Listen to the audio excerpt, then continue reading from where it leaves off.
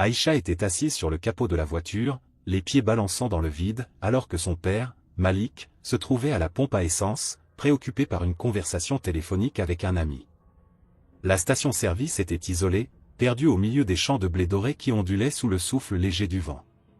Le soleil déclinait lentement à l'horizon, projetant une lumière chaude sur la scène, créant un contraste frappant avec l'inquiétude qui se lisait sur le visage d'Aïcha. Elle tenait son téléphone dans ses mains, faisant défiler des vidéos de danse et de musique, mais son esprit était ailleurs. Ses yeux, d'un brun profond, scrutaient l'environnement, cherchant quelque chose qui ne semblait pas à sa place. Elle avait toujours été une jeune fille pleine de vie, pleine de rêves et d'aspirations, mais aujourd'hui, un sentiment instinctif de malaise l'étreignait. Elle secoua la tête, chassant les pensées sombres. « Arrête d'être ridicule, Aïcha » murmura-t-elle pour elle-même. Ce n'est qu'une station-service. Malik, un homme à la stature imposante, termina sa conversation et se dirigea vers elle, un sourire chaleureux illuminant son visage.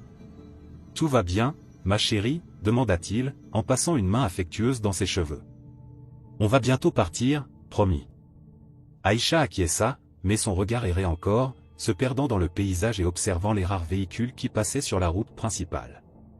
Il y avait une vieille camionnette qui semblait avoir vu de meilleurs jours, une berline noire qui filait trop vite, et un couple de cyclistes qui riaient à tue-tête. Tout cela lui semblait normal, mais il y avait une présence qui la dérangeait. Elle se retourna et jeta un coup d'œil furtif vers l'intérieur de la station-service. C'est alors qu'elle le remarqua. Un homme, d'une quarantaine d'années, au visage buriné et aux yeux sombres, la fixait de l'autre côté du parking. Il était vêtu d'une veste en cuir usé et avait l'air déplacé dans ce décor rural. Aïcha frissonna et détourna rapidement le regard, mais elle pouvait sentir son regard pesant sur elle comme une ombre.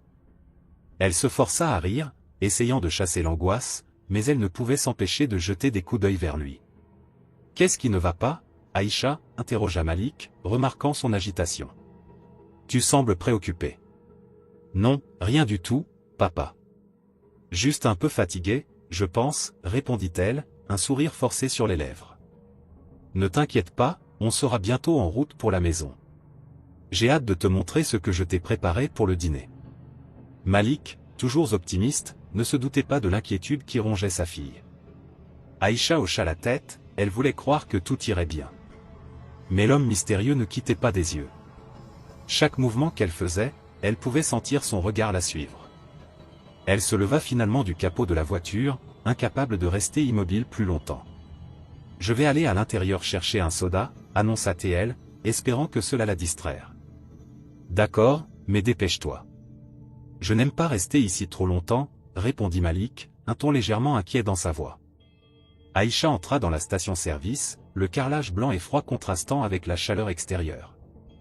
Elle se dirigea vers le réfrigérateur, prenant un soda au hasard tout en lançant des coups d'œil vers la caisse. L'homme était toujours là, assis sur un tabouret, discutant avec le pompiste. À cet instant, une vague de peur monta en elle. Pourquoi avait-il choisi de la fixer? Que voulait-il? Elle prit une profonde inspiration et s'approcha de la caisse pour payer. En attendant, elle tenta de se concentrer sur la conversation banale entre le pompiste et l'homme, mais ses mots lui échappaient.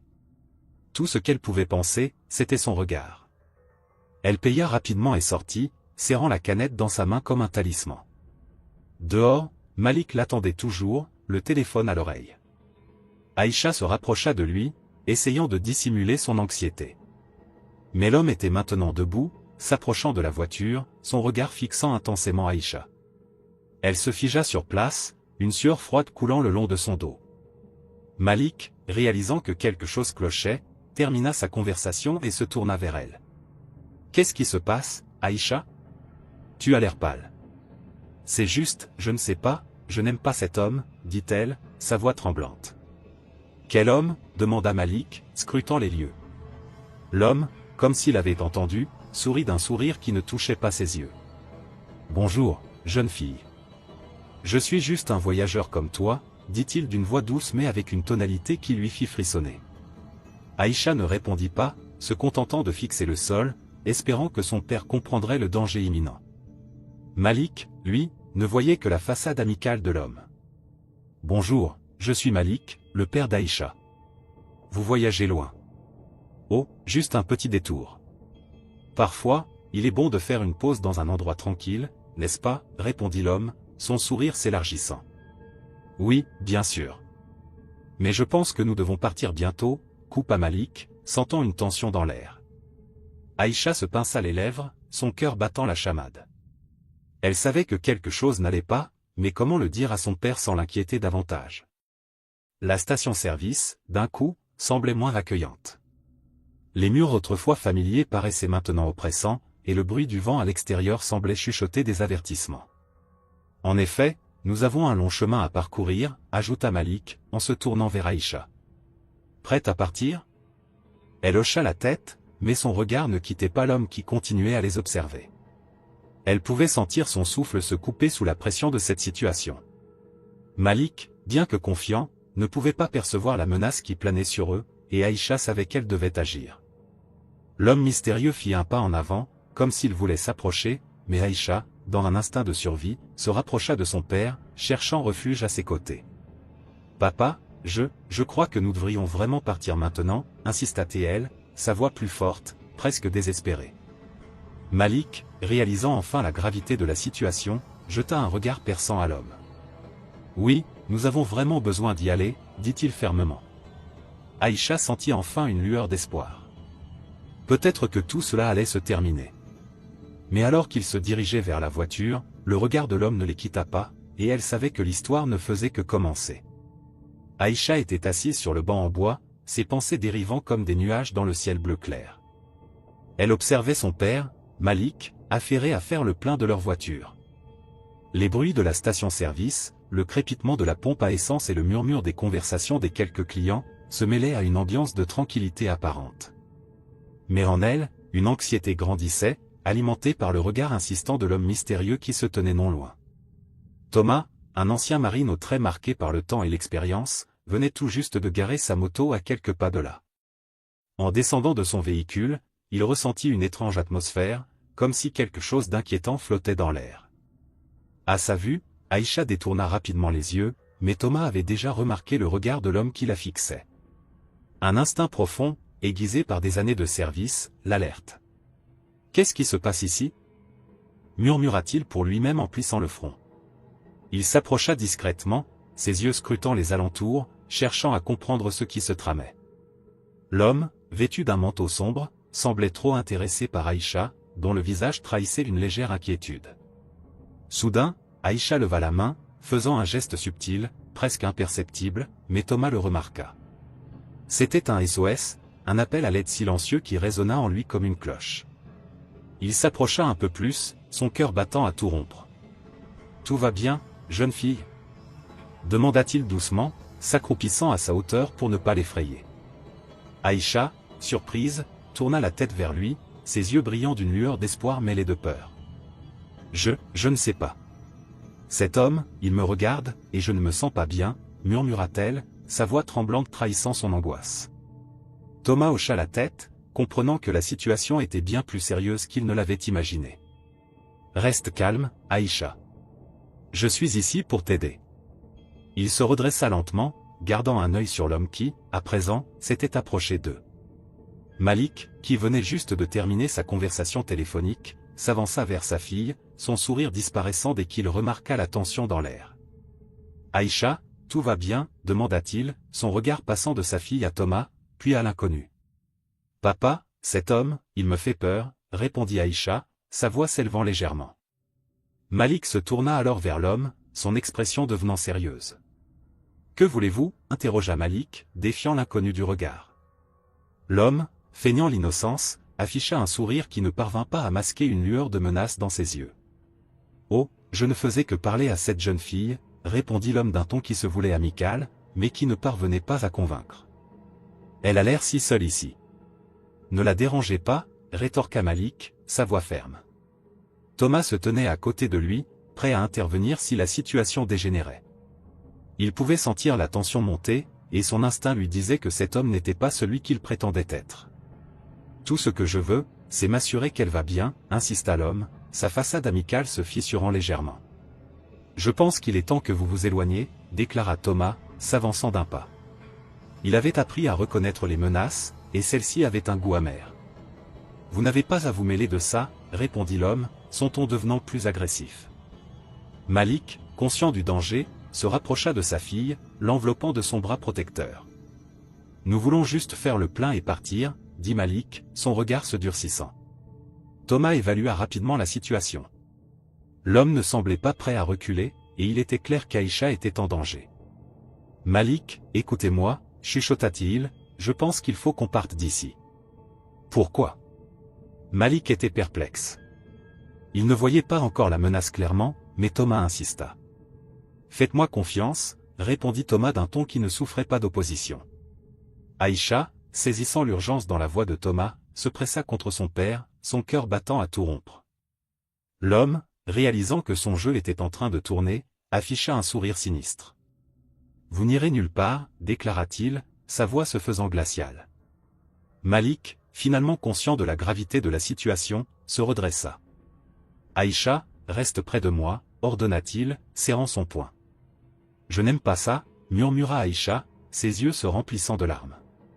Thomas, voyant que le conflit était inévitable, se positionna entre Aïcha et l'homme. Vous feriez mieux de partir, dit-il, sa voix résonnant comme un avertissement. L'homme hésita un instant, puis, avec une moue de mépris, il se mit à sourire. Vous ne savez pas dans quoi vous vous engagez. Puis, il fit un pas en arrière, mais son regard restait fixé sur Aïcha, comme un prédateur sur sa proie. Est-ce que quelqu'un va appeler la police? Demanda Malik, la colère et la peur s'entremêlant en lui. Pas encore, mais ça pourrait devenir nécessaire, répondit Thomas, scrutant l'homme avec une intensité qui ne laissait pas de place au doute. Aïcha, consciente de l'attention que l'homme lui portait, se sentit de plus en plus mal à l'aise. Elle avait l'impression que le sol se dérobait sous ses pieds. Chaque seconde semblait une éternité. Quoi qu'il arrive, restez ensemble, murmura Thomas, ses yeux ne quittant pas l'inconnu. Le moment était tendu, comme une corde prête à céder. Aïcha savait que quelque chose de terrible était sur le point de se produire, mais elle se tenait fermement contre son père, espérant qu'il saurait la protéger. Les battements de son cœur résonnaient dans ses oreilles, et elle priait pour que tout cela ne soit qu'un cauchemar dont elle allait bientôt se réveiller. Aïcha se tenait près de la pompe à essence, les yeux fixés sur le sol, son cœur battant la chamade. L'odeur de l'essence mêlée à celle de la nourriture des stations-service flottait dans l'air chaud de l'après-midi. Elle sentait un frisson d'angoisse parcourir son dos. Le regard insistant de l'homme mystérieux, qui, à quelques mètres de là, observait chaque mouvement, la rendait nerveuse. Elle avait essayé de se concentrer sur son téléphone, mais même l'écran lumineux ne parvenait pas à chasser ses inquiétudes. Malik, son père, était plongé dans une conversation animée au téléphone, son sourire rassurant contrastant avec l'anxiété d'Aïcha. « Oui, je te le dis, c'était un match incroyable, disait-il, sa voix résonnant avec enthousiasme. Aïcha leva les yeux vers lui, espérant qu'il finirait bientôt. À cet instant, ses yeux croisèrent ceux de Thomas, l'ancien marine, qui avait remarqué son malaise. Il s'était arrêté, son regard sérieux, mais compatissant. Sans hésiter, Thomas s'approcha, se frayant un chemin à travers la station-service. Il avait vu le geste discret d'Aïcha, un appel à l'aide que peu auraient remarqué. En tant qu'ancien militaire, il avait appris à reconnaître les signes de détresse. Il s'approcha de Malik, se présentant avec un sourire amical. « Bonjour, je suis Thomas. Je ne pouvais pas m'empêcher de remarquer que votre fille semblait un peu inquiète. Tout va bien ?» Malik tourna la tête, surpris par l'intervention de cet étranger. « Oh, salut. Je suis Malik. Tout va bien, juste un petit contretemps. » Il décrocha son téléphone, toujours un peu distrait, et tendit la main à Thomas.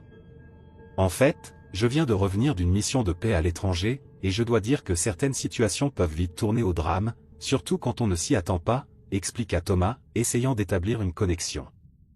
Il jeta un coup d'œil furtif vers Aïcha, qui le fixait maintenant avec une lueur d'espoir dans les yeux. « Vous avez raison. C'est juste, elle est un peu nerveuse, c'est tout. Nous avons vu une longue route aujourd'hui, » répondit Malik, avec une confiance qui ne trahissait aucune inquiétude. Il était bien trop absorbé par sa conversation pour saisir l'angoisse qui se dégageait de la présence de l'homme mystérieux. Thomas, cependant, ne pouvait pas détacher son regard de l'homme qui les observait de loin. Il semblait avoir reculé, mais son regard restait fixé sur Aïcha, comme un prédateur guettant sa proie. « Si vous avez besoin de quoi que ce soit, n'hésitez pas à demander. » J'ai quelques compétences en matière de sécurité, dit-il, avec un ton qui se voulait rassurant. Aïcha, entendant ces mots, sentit un frisson de gratitude. Elle avait besoin de quelqu'un qui comprenne la gravité de la situation. Elle s'approcha lentement de son père, l'inquiétude se lisant sur son visage. « Papa, je ne me sens pas bien ici. Peut-on partir ?» demanda-t-elle d'une voix tremblante, cherchant à capter l'attention de Malik. « Quoi ? Mais pourquoi ?» Malik répondit, un peu agacé. « Nous ne sommes là que pour quelques minutes de plus. » Il était encore trop absorbé par son ami au téléphone et par la conversation amicale avec Thomas. Le regard de Thomas se durcit alors qu'il observait l'homme mystérieux se déplacer progressivement vers eux. Il sentait une tension dans l'air qui ne pouvait pas être ignorée. « Écoutez, Malik, je pense qu'il serait peut-être préférable de partir maintenant. Je ne veux pas vous paraître alarmiste, mais je suis sûr que votre fille a raison. » Malik, réalisant enfin que quelque chose clochait, leva les yeux. Il scruta le regard de Thomas, puis se tourna vers Aïcha, qui tremblait visiblement. « D'accord, je vais juste finir de faire le plein, et nous partirons. » Mais l'homme mystérieux était désormais tout près d'eux, un sourire figé sur le visage. « Bonjour, je ne voudrais pas déranger, mais je vous ai vus tous les trois ici. Vous êtes en voyage ?» Sa voix était douce, mais il y avait quelque chose de dérangeant dans son intonation. Thomas se redressa, adoptant une posture protectrice. « Oui, nous sommes en route pour rendre visite à de la famille, » dit-il, essayant de garder le ton léger. « C'est un long voyage, mais nous avons pris une pause. » L'homme mystérieux hocha la tête, mais ses yeux ne quittaient pas Aïcha. « C'est toujours bien de prendre une pause. Les voyages peuvent être épuisants, surtout pour les jeunes. » Un frisson parcourut l'échine d'Aïcha, le ton de l'homme était trop insistant. Aïcha se tourna vers son père, son cœur battant à tout rompre. « Papa, je ne me sens vraiment pas bien. Je crois qu'on devrait y aller. » Sa voix était maintenant une supplication. Malik, réalisant l'urgence dans la voix de sa fille, se tourna vers Thomas. « Peut-être que vous avez raison. Je pense que nous devrions partir. » Il avait enfin compris que quelque chose n'allait pas. Thomas s'avança légèrement, son regard perçant rivé sur l'homme mystérieux. « Peut-être qu'il serait mieux pour vous de partir aussi, » suggéra-t-il d'un ton ferme. L'homme mystérieux se mit à sourire, mais ce sourire ne touchait pas ses yeux. « Oh, je n'ai pas l'intention de m'immiscer dans vos affaires. Je suis juste un voyageur comme vous. » Mais ces mots ne faisaient qu'ajouter à l'angoisse ambiante. Aïcha sentit une montée de peur. Elle voulait crier, mais aucun son ne sortait de sa bouche. Elle se tourna vers Thomas, cherchant une lueur d'espoir dans son regard. L'ancien marine, bien que calme, avait déjà commencé à évaluer la situation, à l'affût du moindre mouvement suspect. « Écoutez, je pense qu'il est préférable que nous y allions maintenant, » insista Thomas, regardant Malik avec une intensité qui ne laissait pas de place au doute. « Oui, allons-y, papa. S'il te plaît. » La voix d'Aïcha était maintenant presque un murmure. Malik, réalisant enfin l'urgence de la situation, acquiesça. « D'accord, d'accord. Faisons le plein et partons. » Il s'approcha de la pompe, mais son regard était désormais partagé entre Aïcha et Thomas, cherchant à comprendre la gravité de ce qu'il ressentait. Aïcha ne pouvait s'empêcher de jeter des coups d'œil furtifs vers l'homme, sentant son regard peser sur elle. Elle avait l'impression que ses yeux creusaient une profonde peur dans son âme. Le malaise était palpable, et elle savait que quelque chose de terrible était sur le point de se produire. Thomas, vigilant, se tenait entre Aïcha et l'inconnu, prêt à agir si nécessaire. Il avait l'impression qu'un orage se préparait, une tempête d'adrénaline et de danger qui menaçait d'éclater à tout moment. Les battements de son cœur résonnaient dans sa poitrine, mais il savait qu'il devait rester calme pour protéger la jeune fille. « Tout ira bien, Aïcha, » murmura-t-il, se penchant légèrement vers elle. « Je suis là. » Ces simples mots étaient comme une promesse, un pacte silencieux entre eux. Aïcha hocha la tête, se raccrochant à cette lueur d'espoir. Elle savait que, même si le danger était présent, elle n'était pas seule. Aïcha observait son père, Malik, qui semblait absorbé par une conversation téléphonique, son visage marqué par une expression de concentration. Elle se sentait de plus en plus mal à l'aise, comme si une ombre pesait sur l'atmosphère de la station-service. L'homme mystérieux, toujours présent à la périphérie de son regard, ne la quittait pas des yeux. Elle frissonna, son esprit se débattant entre la logique et l'angoisse. Pourquoi cet inconnu la fixait-il ainsi? Elle détourna le regard, se concentrant sur son téléphone, mais même l'écran lumineux ne pouvait éclipser la sensation désagréable qui lui serrait le ventre. « Aïcha, tout va bien ?» demanda Malik, soudain conscient de l'inquiétude sur le visage de sa fille. Il avait raccroché, son attention se tournant vers elle avec une tendresse protectrice. « Oui, papa, juste un peu fatiguée, » répondit-elle, tentant de masquer sa peur. Elle ne voulait pas inquiéter Malik, mais elle savait qu'elle devait partir, qu'il devait quitter cet endroit. Malik lui sourit, mais Aïcha pouvait voir dans ses yeux une lueur d'imprégnation, une volonté de profiter de ce moment, de cette pause dans leur voyage. « Attends un peu, je vais juste payer. Ça ne prendra pas longtemps. » À ce moment-là, Thomas, l'ancien marine, observait la scène de l'autre côté de la station-service. Il avait remarqué l'inquiétude dans le regard d'Aïcha et l'attitude de l'homme au comportement suspect. Chaque fibre de son être lui criait que quelque chose n'allait pas. Il se mit à réfléchir à une manière d'intervenir subtilement, mais il savait qu'il devait agir vite. Aïcha, ne pouvant plus supporter l'attente, se tourna vers son père. « Papa, je pense qu'on devrait partir. Je n'aime pas cet endroit. » Malik, cependant, était déjà en train de discuter avec le préposé de la station, visiblement distrait par des banalités. « Aïcha, sois patiente, je suis presque fini. Regarde, il fait beau aujourd'hui. » L'homme mystérieux, qui avait observé leur échange, s'approcha lentement, un sourire accroché à ses lèvres. « Vous ne devriez pas être si pressé, » dit-il d'une voix douce, feignant l'amabilité. « Il y a tant de choses intéressantes à voir ici, n'est-ce pas ?» Aïcha sentit un frisson parcourir son échine. « Non, merci, » répondit-elle, presque en murmurant, en se détournant de lui. Son cœur battait plus vite, chaque battement résonnant comme un avertissement. Thomas, qui avait suivi cette interaction de près, se rapprocha discrètement. Il savait qu'il devait protéger Aïcha, mais aussi agir sans alarmer Malik. « Excusez-moi » intervint-il d'une voix calme mais ferme. « Je suis Thomas, un ancien marine. Tout va bien ici ?» Malik se tourna vers Thomas, un peu surpris. « Oh, bonjour. »« Oui, tout va bien, juste un petit arrêt. » L'homme mystérieux, quant à lui, ne semblait pas apprécier l'interruption. Son sourire s'effaça légèrement. « Juste un échange amical, n'est-ce pas ?» lança-t-il, son ton soudainement plus froid. « Ce n'est pas un crime de discuter, n'est-ce pas, monsieur le marine ?» Thomas garda son calme, mais son instinct le poussait à être sur ses gardes. « Je ne dis pas que c'est un crime, mais je m'inquiète pour la sécurité de cette jeune fille. Peut-être que vous devriez lui laisser un peu d'espace. »« Oh, je suis simplement curieux, » répondit l'homme avec un faux air d'innocence, mais Aïcha ressentait déjà la menace qui émanait de lui. Elle se blottit contre son père, cherchant du réconfort. « Je vous assure, tout va bien, » insista Malik, mais il ne semblait pas réaliser l'intensité de la situation. Aïcha savait qu'elle devait agir, mais comment faire sans alerter son père? L'homme, réalisant que son masque commençait à se fissurer, redoubla d'efforts pour paraître amical. « Vous savez, la vie est trop courte pour être méfiant. Pourquoi ne pas faire connaissance, tous ensemble ?» Thomas, voyant que la tension montait, se mit en alerte.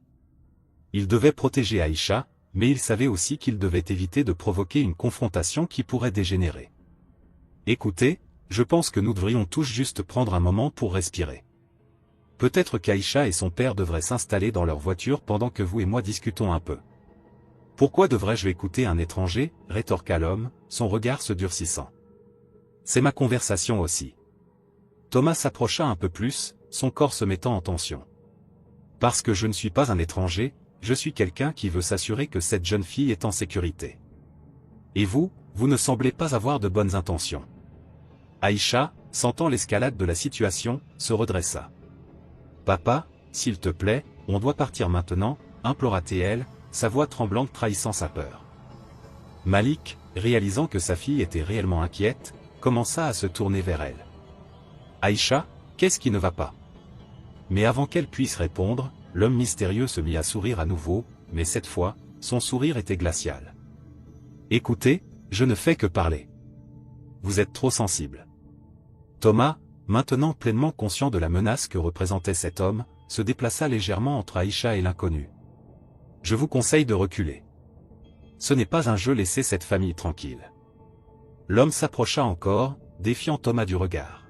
« Vous pensez vraiment que vous pouvez m'intimider? Vous ne savez pas qui je suis. Et vous ne savez pas qui je suis non plus, répondit Thomas, sa voix ferme, ses années d'entraînement militaire le préparant à ce genre de confrontation. Il savait qu'il devait garder son calme et ne pas céder à la provocation. Aïcha, de son côté, sentait l'adrénaline monter. Elle savait que Thomas faisait tout pour les protéger, mais elle ne pouvait s'empêcher de se sentir prise au piège. « Papa, s'il te plaît » murmura-t-elle, son cœur battant la chamade. « Faisons demi-tour. » Malik, réalisant enfin l'angoisse dans la voix de sa fille et la tension palpable entre les hommes, commença à comprendre qu'ils étaient dans une situation délicate. « Peut-être qu'on devrait y aller, » dit-il lentement, son regard passant de Thomas à l'homme mystérieux. L'inconnu, voyant que son contrôle sur la situation échappait, se mit à sourire de manière sinistre. « Vous ne pouvez pas juste partir. Vous ne savez même pas ce que vous risquez. » Thomas, sentant que le temps pressait, réfléchissait rapidement à un plan. Il devait éloigner Aïcha de cette menace, mais comment faire sans provoquer une réaction violente?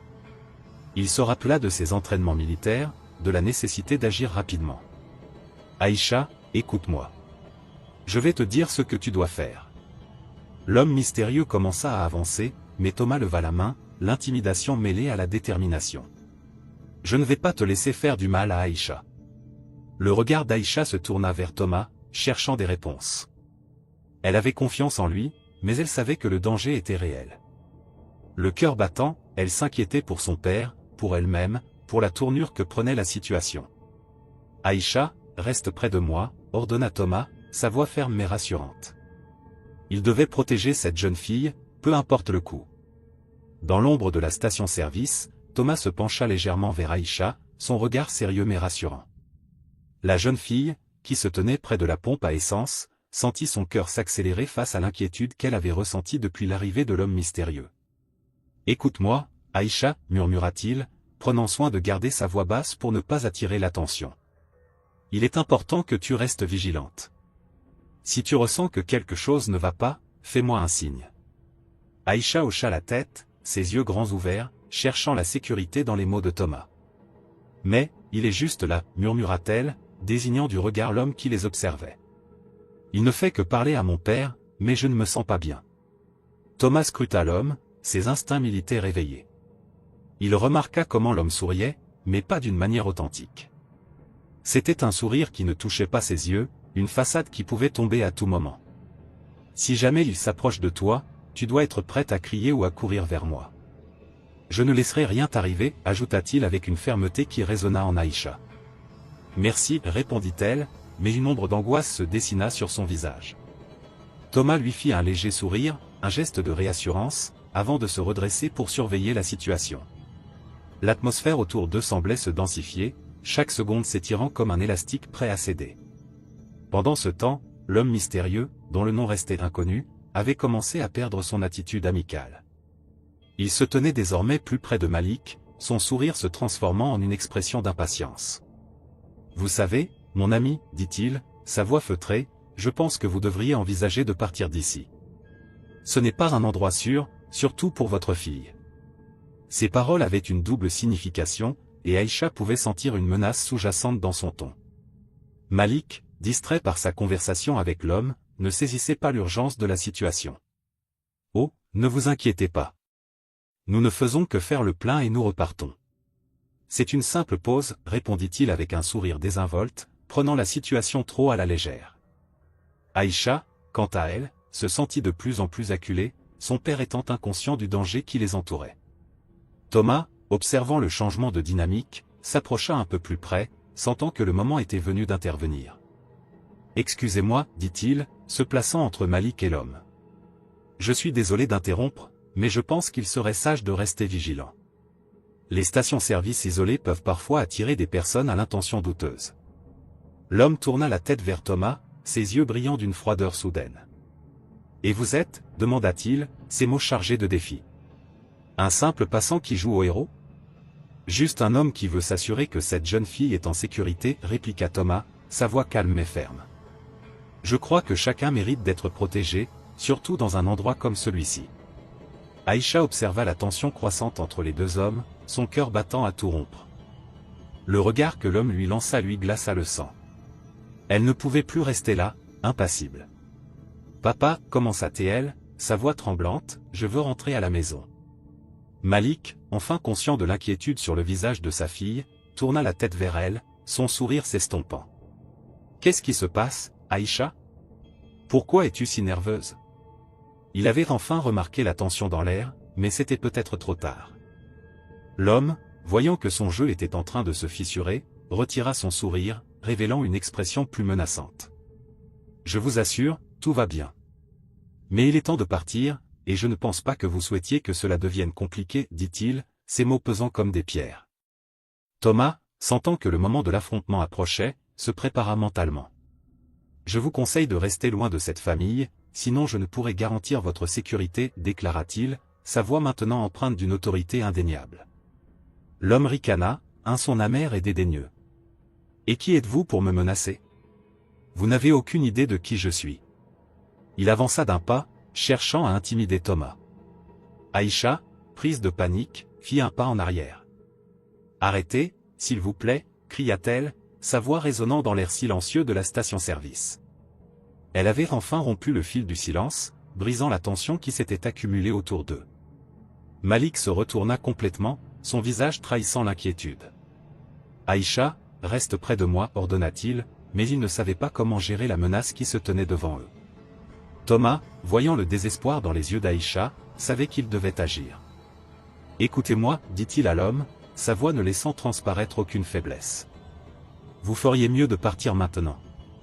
Je ne vais pas vous le dire 2 fois. » L'homme hésita une seconde, ses yeux passant de Thomas à Malik, puis à Aïcha. La tension était palpable, le temps semblait s'être figé. Puis, sans un mot, il recula lentement, ses intentions cachées mais loin d'être oubliées. « Vous ne savez pas à qui vous avez affaire, murmura-t-il avant de se détourner. Thomas, les muscles tendus, ne relâcha pas sa vigilance tant que l'homme n'eut pas disparu de leur vue. Il se tourna ensuite vers Malik et Aïcha, son regard plein de compassion. « Vous devez vraiment être prudent.